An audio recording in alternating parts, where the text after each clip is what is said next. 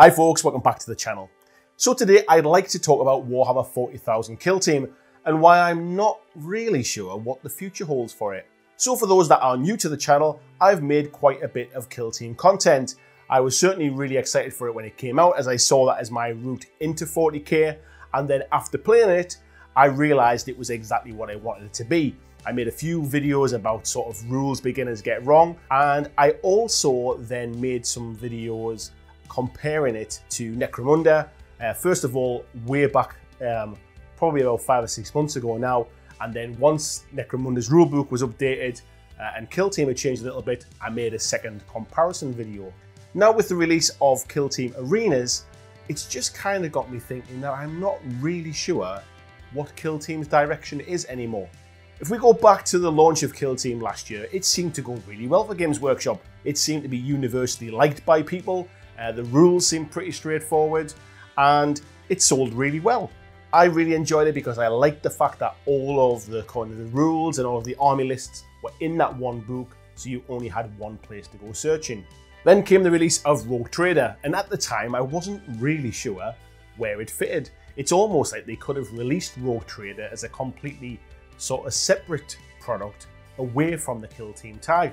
However, you could use the models in Kill Team, so I can see where they went with it, but it kind of distracted from what Kill Team was, because it came out quite quickly after the original launch. Not long after that, we then had the Commanders expansion, and if the rumours are true, they released them in a slightly different order. I think the Commanders was meant to come first, which is why Commanders are mentioned in Rogue Trader. However, this added another layer of kind of rules and another layer of complexity to Kill Team, and allowed you to use more kind of almost warlords, if you like, within your small kill teams. Again, this kind of confused me. I liked the fact that Kill Team was self-contained in that one rulebook. I knew it wouldn't stay like that forever, but we'd already just had Rogue Trader, then we had Commanders. It felt like the rules were evolving too fast, and it was very obvious that all of these rules must have been written before the launch of Kill Team, so I was just surprised that it was all coming so fast. Then more recently we had the announcement of Kill Team Arena, which was designed as the competitive play pack for Kill Team. However, this again confused me, because originally when Kill Team was first kind of advertised, if you like, or it was spoiled as a trailer, it was mentioned that Kill Team was the competitive play. It was almost kind of like the competitive skirmish side of Warhammer 40,000. So I was surprised to see that there was then another sort of competitive play pack.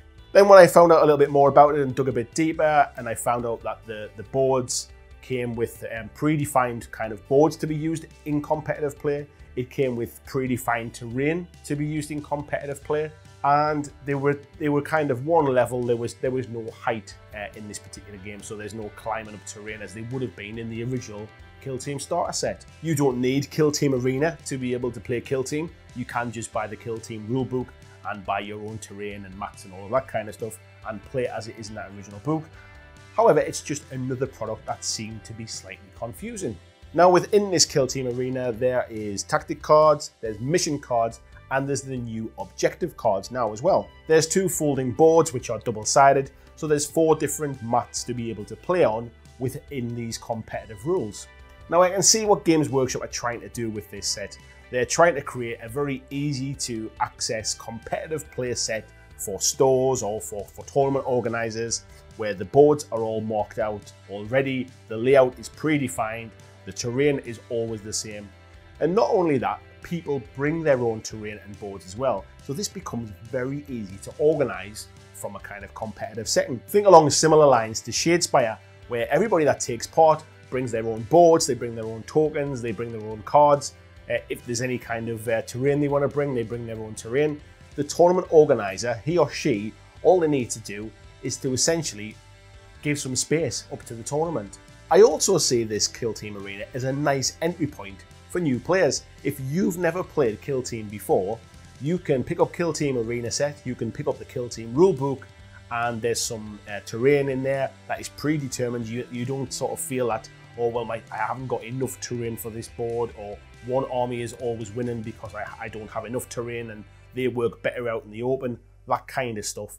It's much more balanced for getting in and playing the game. However, again, I'm not sure where Kill Team's going. They had an absolutely fantastic 2-player starter set that seems to have been discontinued. Then they released Rogue Trader, and the appeal of that really was kind of fighting in close, confined spaces inside a spaceship. Now Kill Team Arena, we're fighting in corridors and confined spaces. So if you want to play those rules, you don't really need to kind of play Rogue Trader anymore. You'd be buying Rogue Trader purely for the models that were inside. Kill Team Arena does bring a new rule, and that is point blank Overwatch. In the original Kill Team rules, you could charge somebody but didn't need line of sight to do so.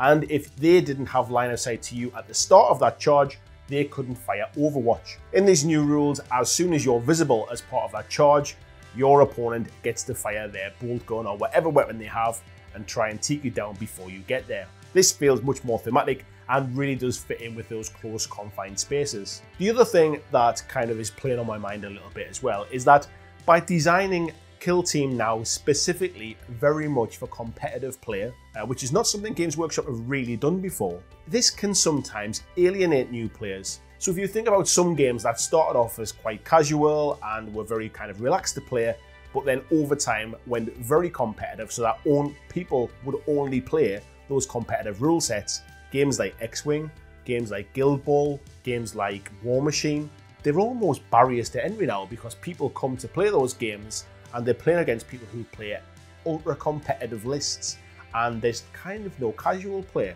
I do wonder where this game is going, especially with the removal of the 2-player starter set. The game feels like it's going to become more competitive and less casual, which is great if you're a competitive player. However, I'm not sure how many of Kill Team's current audience are the competitive players. I think a lot of people picked up Kill Team because they don't have a lot of time to play big games anymore.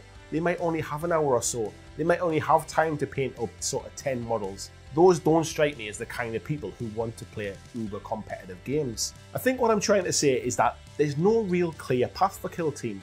All of the different products seem to appeal to different parts of the market, and it doesn't feel like the direction for Kill Team has been mapped out, and it feels like it's kind of meandering its way through trying to find its space. This worries me a little bit, as I honestly thought Kill Team had a bright future.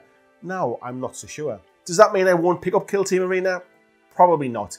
I do quite like the idea of playing in those confined spaces, and I didn't pick up Rogue Trader, and I like the idea of having all of the kind of the maps and stuff already defined, so we don't have to worry about placing terrain and stuff. But I really do like the look of Kill Team, especially with the buildings we got in that 2-player starter set. I'd like to know what's coming next before I decide if this is a good thing or a bad thing, but one thing seems sure to me. The future for Kill Team seems very, very open, and I'm not really sure what direction it's taken. It'll be interesting to see just how many Kill Team tournaments spring up on the back of the arena rules. It'll certainly be much easier for event organisers to organise these tournaments. However, does this alienate the new player base, and the lack of a 2-player starter set, does that kind of turn them off to start with? I'd love to know what you think. Is Kill Team something you play? Are you really looking forward to getting some games of Kill Team Arena in, maybe at a local tournament? Or is this a big turn off for you, and will you pretty much ignore it and just stick playing with the core rulebook? I'd love to know what you think. Let me know down in the comments. Thanks for watching, and I'll see you in the next video.